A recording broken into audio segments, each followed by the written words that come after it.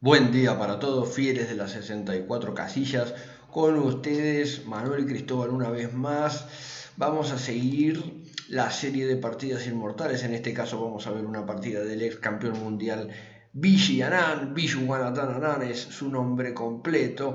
En este caso jugando contra Sergei Karjakin, la que la crítica ha dicho que es la mejor partida del genio hindú. Yo no estoy tan seguro, tiene muchas buenas, pero esta sin dudas es fenomenal. Jugada en Wigan así en el 2006, entonces Karjakin con las blancas, una defensa siciliana. Vamos a ver que juegan la variante principal con D4, ¿sí? Cualquier otra que no sea D4 y capturar aquí de caballo en ese momento es una línea secundaria y mucho menos jugada. Caballo F6, caballo C3, aquí A6. A6 es conocida como la variante Najdorf dentro de la defensa siciliana. Existen otras, por ejemplo G6, que es la dragón, existe E6, que es llamada de Scheveningen, caballo C6, que es la variante clásica. En definitiva, A6, como decimos, es la variante Najdorf. Entonces, alfil E3. Bueno, en este momento existe una chance para las negras, por así decirlo, de jugar E6 y jugar una estructura un poco más restringida que entrarían por transposición en la defensa en la variante Scheveningen de la defensa siciliana. La idea de Najdorf, por haber hecho A6, es jugar E5 y que este caballo no consiga venir para la casilla B5. Una vez más, el caballo tiene que moverse, va para B3. También existe en este momento la posibilidad de jugar caballo F3. Carlsen algunas veces lo ha hecho, pero caballo B3 es lo principal. Alfil E6 en este momento, F3, una cadena de peones asegurando el centro. Aquí juega alfil E7, dama de 2, los dos se van a enrocar cada uno por su parte y vemos que está planteada una partida de enroques opuestos. ¿Qué es lo que sucede en una partida de enroques opuestos? La mayoría de las veces el factor más importante es la seguridad del rey. ¿Por qué? Porque yo tengo el rey en el flanco de rey con las negras. Eso significa que las blancas que tienen el rey en el flanco de dama podrán avanzar sus peones del flanco de rey sin perjudicar la seguridad de su propio rey. Y por mi parte yo también voy a poder avanzar los peones del flanco de dama sin perjudicar la seguridad de mi propio rey. Vamos a ver primero caballo BD7 para terminar el desarrollo. Caballo BD7 en este momento es considerablemente superior que caballo C6. Si bien caballo C6 también existe, es mejor desarrollarlo por D7 por lo que conocemos como perspectiva de evolución, ¿sí? Es decir, la proyección de la pieza desde C7 puede ser ir para C5 algún día, o puede ser, por ejemplo, con B5 y caballo B6 y caballo C4, ir maniobrando y mejorar, pero desde C6 no es tan claro a dónde pueda ir, ya que el peón de E5 verdaderamente, si bien es un peón central y es importante, en este caso las negras no precisan sobre defenderlo porque la idea de las blancas va a ser, como vimos, jugar en el flanco de rey, no atacar el centro, y desde C6 tampoco podría ir para D4. Entonces caballo BD7 es lo principal. Las blancas van, las negras van. Las blancas van y las negras también continúan. Vemos que ya se empieza a manifestar un cierto nivel de violencia en la posición. En este caso,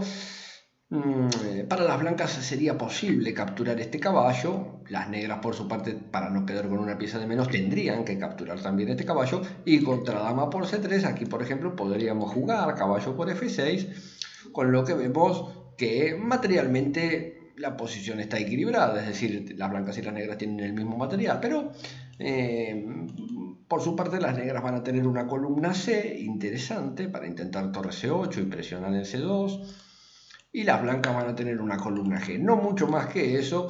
Esta posición, si bien sigue siendo una partida de enroques opuestos, ya por causa de haber eliminado cada uno un peón, los avances de peones, bueno, justamente no van a existir, o por lo menos avanzando solamente un peón, el ataque o la destrucción que podamos hacer a estos tres peones o a estos tres peones va a ser mucho menor. Es decir, en esta posición los reyes están mucho más seguros que en esta posición, que es lo que plantea Kariaki, ¿sí? Aquí Kariaki juega caballo E2, caballo E8.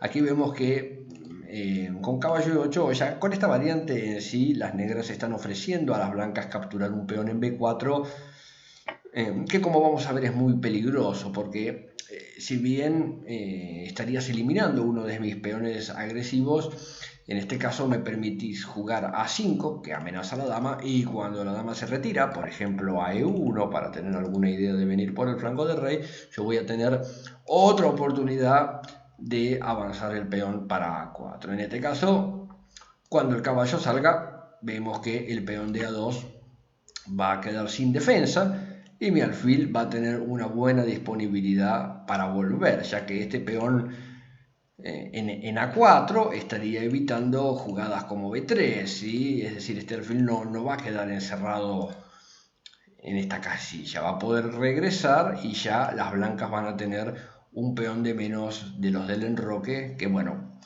va a empeorar la seguridad de su rey, sin duda. Entonces, en lugar de capturar este peón que es extraño, continúan con F4.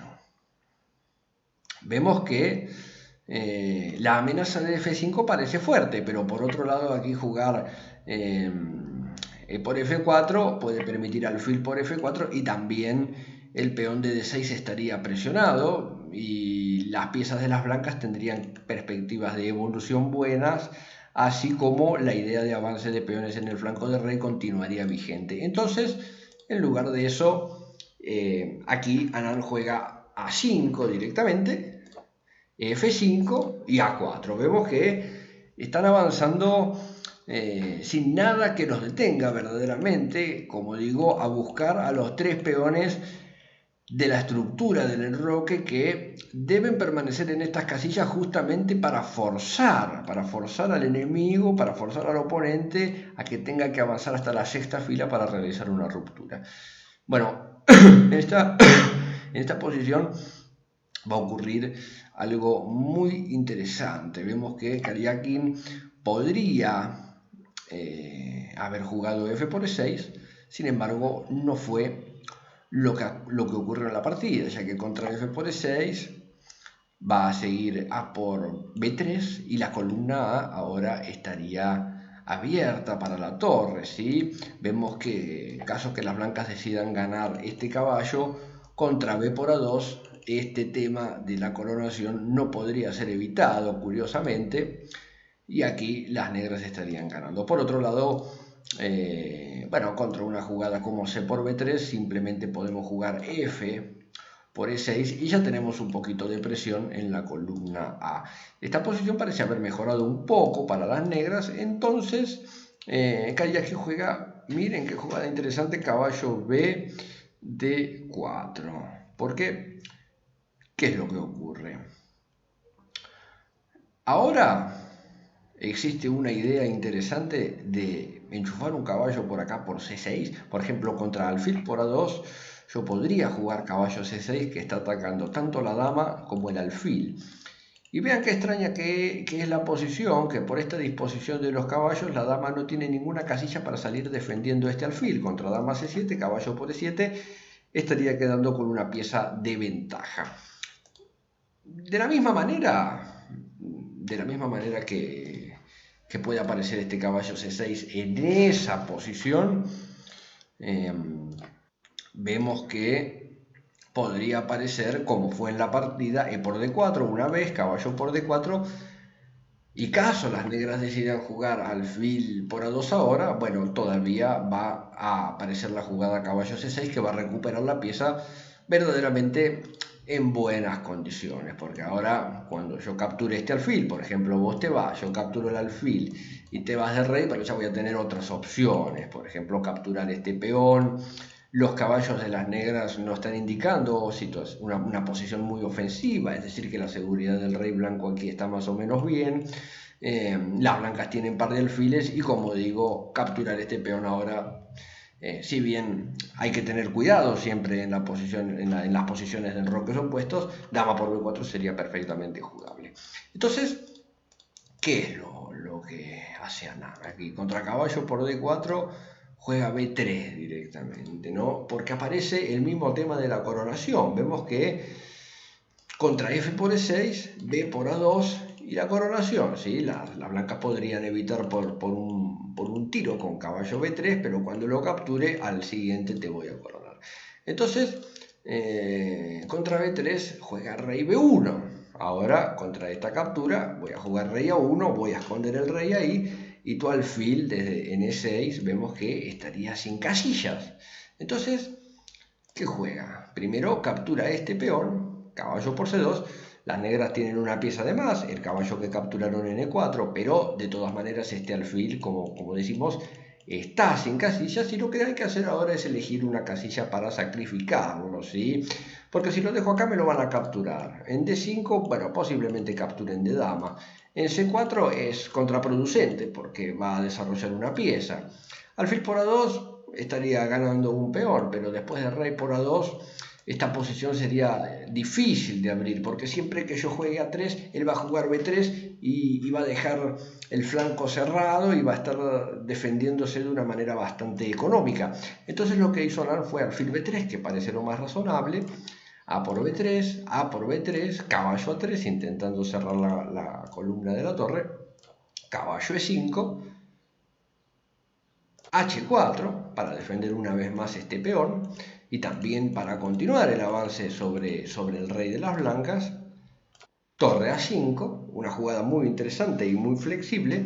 Aquí contra torre A5 jugó dama C3 y vemos dama A8, que es la idea de Anán. Ataca este peón y empieza a poner presión en la columna. Y alfil G2, y aquí finalmente estamos en el momento que Anán realiza su magia, ¿no? Esta idea que lo inmortaliza, porque vemos que sería muy interesante llevar esta torre, por ejemplo para C8. Me gustaría tener la torre en C8, atacar la dama, estar en una columna abierta que le va a sacar casillas al rey, ¿sí? Lo que ya va a poder permitir después algún sacrificio por acá y ataques fuertes. Pero ¿cómo puedo llegar a hacer eso si tengo un caballo en E8? Y esta casilla está ocupada. Y en esta casilla me lo capturarían y todavía estaría abriendo una columna para mi oponente. Caso juegue caballo F6, me va a capturar y la columna se va a abrir para las blancas. Entonces Anán juega caballo C7, que si bien está sacrificando el caballo, la amenaza es caballo B5, levantando la pieza de bloqueo de la columna, ¿ven? Entonces las blancas acá están forzadas a capturar el caballo. Karyakin hace eso, juega dama por C7 y en este momento, si bien este alfil está amenazado, al instinto hay que respetarlo y juega torre C8.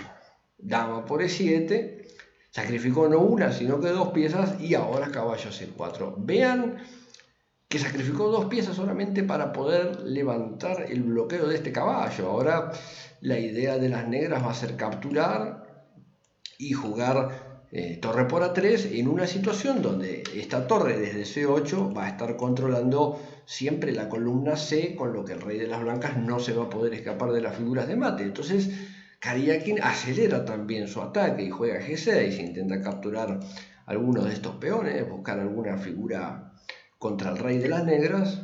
Una vez y con calma Anán captura, ahora caballo por A3 y parece tenso porque nos están capturando este peón. Y por otro lado, si aquí jugáramos F por G6, entonces puede aparecer la jugada alfil D4. Tengo dos piezas de menos después de todo, ¿no? Alguna cosa parece que tiene que ocurrir, pero Anán ya tenía todo esto bien visto y juega torre por A3. ¿Cuál es la idea de torre por A3 concretamente? Bueno, quiero jugar torre A1 jaque y contra rey B2, por ejemplo, dama A3 o dama A2, cualquiera de las dos sería jaque mate. Entonces, vemos que también ahora la jugada alfil D4 no va a servir porque podría dar este jaque y lo mismo que me captures la torre, dama A2 va a ser jaque mate. Acá vemos cómo finalmente estaría compensando haber sacrificado las dos piezas. Bueno, no voy a jugar alfil D4, pensó Karyakin. Voy a capturar el peón con jaque por una vez Y vamos a ver cómo seguir esto. Aquí se fue de rey. Y entonces corona, pero corona caballo para que sea con jaque. Vean qué partida curiosa, qué partida increíble que los dos están yendo encima del rey del otro. Si vemos una cuestión verdaderamente significativa de esta posición que llama la atención, es que las negras en el flanco de rey tienen el rey y un peón, y las blancas en el flanco de rey tienen dos alfiles, una dama, un caballo, una torre y un peón, ¿sí? Es decir, yo tengo esto y vos tenés, ahora que coronaste caballo, un montón de piezas, pero vemos cómo existen algunos problemas de coordinación muy graves para las blancas que no van a permitir llegar al rey de las negras a tiempo. Aquí contra caballo, contra F8 caballo, que es jaque, captura, entonces dama por F8 como una tentativa de evitar, si bien ya no tengo la torre en la columna C, torre A1 jaque seguiría siendo muy fuerte porque después va a ingresar también la dama por la columna, entonces dama por F8 con una tentativa de invitar a las negras a jugar dama por F8, porque vean que todavía yo tendría una torre y dos alfiles por una dama y un peón. Es decir, el material en este momento sería